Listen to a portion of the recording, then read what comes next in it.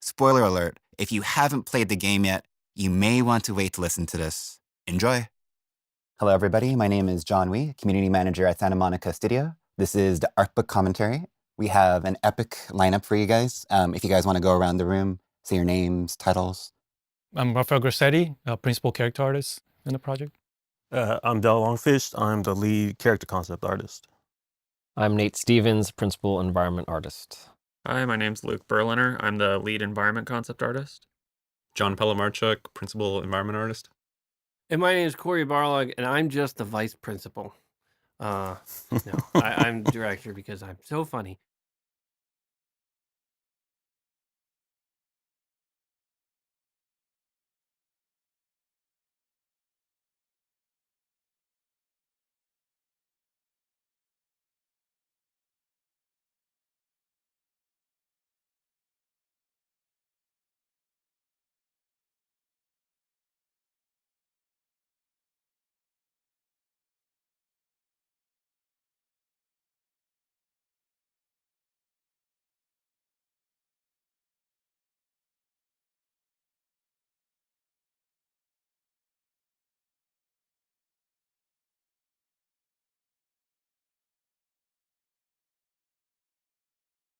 So we're going to start here with the characters of God of War, starting with our titular character, Kratos. Could you guys talk a little bit about the inception of how the design came about, transitioning to the Norse design? This took a long time to get to. Like, we know what Kratos looks like, but it was amazing how long it took to get to even just getting Kratos to look right at this higher resolution. Yeah, I think early on we started to investigate a lot of even actors and how maybe we're gonna run into scanning a person versus actually modeling in 3D. And we did that with Atreus, but with him, we started looking at a lot of the old games and his features and how, what do we translate to this new one? So like the early models are actually taking from God of War 3 models and trying to take it to the next gen. So we started just to sculpt a lot of the wrinkles and try to play up on the first playable. Yeah, and I think something with Kratos too, early on, I think Jose had kind of hit a look, Jose Cabrera, kind of with the beard and stuff. But then we were looking at kind of how the costume works, and we were looking at, do we want to go full Norse? And then what we had to kind of do is, the character has a great kind of history with him, so there's these iconic elements that we want to kind of show, so you can see where he's fully decked out, looks like a beast and all this stuff, which was a really nice direction. But what we also wanted to show is the tattoo and these things that are iconic, because we also came into this knowing that the blades wouldn't be part of this. So we wanted to leave those kind of hallmarks that we still showed with the character. So it was a lot of back and forth and a lot of collaboration on the 2D and 3D. We did a lot of that. That big bearskin was really cool. I was a fan of that. It felt a little too Game of Thronesy, but it was really neat. It kind of was evocative, I think, of the sort of mythology of the new area. But I agree. I think we very quickly realized it's just covering up a lot. It's not really, I think, doing what it could do. So it was nice to see that we kind of evolved. I think we selected 3, but in reality we did more than 40 of those sketches. Well more. Yeah. Yeah, this one, like I said, it went on for a long time of really trying to figure it out. It's funny because you'd imagine that we spent, 7 or 8 games, like figuring out what this guy looks like, but it felt like we were starting from scratch, taking it to this level of fidelity, because so much, it's so easy to make it look wrong. And that's something I think, even realizing too, is like, even though we do have this established character, Kratos kind of means something a little unique to everyone else. The character's so good, kind of people own that design and who it is. So it was a lot of back and forth, but it was great.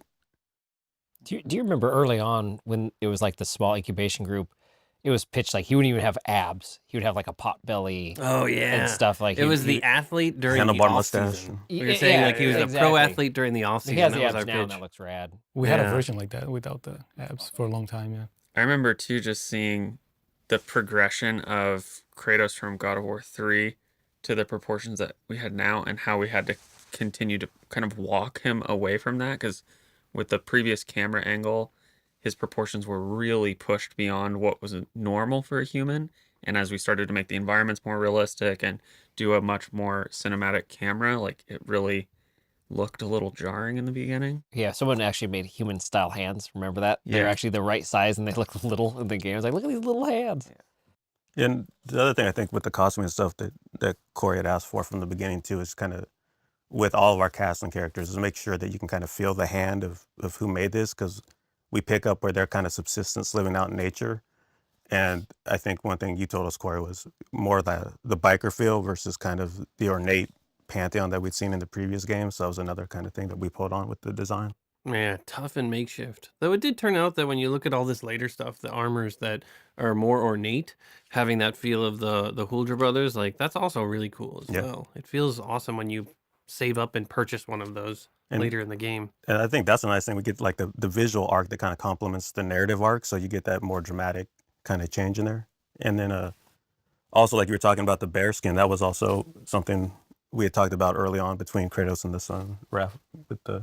Yeah, with the wolf and the bear. Yeah. And that changed a couple times back Yes, and forth swap- of like swapping. who's gonna be what. Just for readability in the game, because when we start putting Kratos in black, we run into a lot of issues of a lot of stuff not showing Yeah. all the details and stuff. So we ended up changing a couple times. Yeah, and that's one of those things we kind of always try to put the intent. And something that's great about working on this game is, I think, Cory, with your story background, the narrative, there's a lot of that put in all the characters. And like the bear idea was maybe he's a little more aggressive, more impulsive, where if the son's the wolf, he's a little more sly thinking. Focusing on Atreus, what were some of the challenges of designing, Kratos' son? I know one of the first things we talked about, I think half the studio wanted the kid to be yoked out, like a little bodybuilder, kind of being a Kratos' son, thinking he should be Huh. really massive. But I think Cory's intent was to do the opposite. Like that little kid bodybuilder? Yeah. The tiny, Little Hercules. Yeah, I definitely was not too into that. I mean, honestly, the kids' look kind of came to light when we cast Sonny. Like for me, we kind of drew a bunch of stuff. You guys did the exploration where you kind of said, here's what Kratos looks like. Let's see what a 10-year-old version of Yeah. Kratos would look like. And we tried to kind of do all these different Deconstruct versions. it.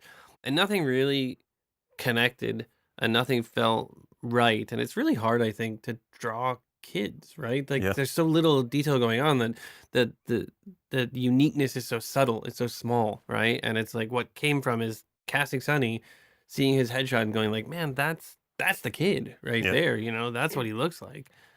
So Yeah. that was a really good find, I think, when we were able to get him. And I think on the concept side, it was really nice talking about going against maybe what was expected, the idea that he's intentionally looks a little more meek. We wanted that to kind of play up his innocence with the world, because Kratos has a view of the gods and mythology that's he has one way, but we also wanted kind of this innocence and wonder to fill the world. Yeah, you need that balance, right? Yeah. You don't want to end up like the Defenders where everybody's just punching somebody. And you're like, oh, wow, there's no difference, right? You look at the Avengers, it's like everybody has their part that they play. If the kid was big and strong, then it would be Kratos and tiny Kratos doing Yeah, the same exactly. thing. And it's really like each of them, as even in the game we say, like every god has their own sort of uniqueness, Hmm. right? And his uniqueness is vastly different from Kratos. It's just what he carries with him is the negative sides, right? Like Yeah. the bad traits of Kratos are part of his DNA. I even remember one of the early, and maybe an internal playtest too, like we heard lightning in the background and the kid was like, oh, is that giants fighting? And just this really cool way of looking at the world where Kratos is a little Oh, more yeah. like, yeah, whatever. Yeah, I think for this character too, we could imagine him growing up and all the elements that we could add into his costume, like Kratos' touches and the mom's touches and all this stuff. Mhm. I think that helped bring all the visual to life. Yeah, like he's got Kratos' red sash, and when you see the mom, she's wrapped in yellow, and he's got her kind of scarf around his neck, so he's kind of walking the line between both of them. Yeah, it's this cool authenticity. I think it exists both within the creation of the worlds and the characters, is that feeling of even little details on these characters make things feel more authentic, more real. The Yeah. idea of wearing Kratos' piece of Kratos' cloth really does feel like things were assembled with whatever was nearby, whatever was around. It tells the story of the world, but also kind of identifies who the character is rather than having this perfectly like made suit, right? It's kind of the early Spider-Man homemade suit versus the professionally made suit, right? Even trying to mimic some of the stuff that he sees on Kratos, like the wrappings on the hands, even though like not knowing what those are, like start a little shoulder pad or stuff that mimics the designs on both Yeah. ways. I don't think you can see it in these ones, but we have these tattoos in the game, and Atreus has one going up his arm. And we wanted that to kind of help him with shooting the bow. So we designed it so when he actually pulls the bow back, the tattoo's in line, like that actually gives help to the arrows. So all those little areas we try and pay attention to. Yeah, we didn't really think people would go that deep into trying to solve this. In like E3 2016, people were already solving Yeah. all the tattoos on his arm. Yeah. And it was like, what, like 2 weeks before we were going to go off E3, you said, these are gibberish. Should I change these? And I was like, yes, please. We need to make those actually say something. That was a lot of the design. Same thing for the face, because you mentioned Sunny and casting him, but then bringing it to like doing characterization and bringing a lot of the story, like the scars on his face and Yeah. a lot of the, growing up and being in a harsh universe. And Yes, I like that we haven't answered the question of how he got the scar on his cheek, because there is a story that's going to go behind that, but I kind of want to wait for that story and use it in a later iteration of the game, but everybody keeps asking about that. Yeah, That's yeah, that cool. was all has intent behind it. I like to how you guys focused on like bringing some of the Greek stuff into the costuming, but also like he's sort of the bridge Yeah. into the Norse costuming. So it's sort of that combination of his two homes. Yeah, no, and that was even like between, like Ralph said, like the Kratos sash and the scarf from the mom. Like he literally is two halves of yeah, and of those it was characters. really fun to play with all the upgrades and how he improves upon he's wearing, and add a little bit of that touch of the different creatures of the universe and how do we bring that into the costuming. That was also really fun to play with.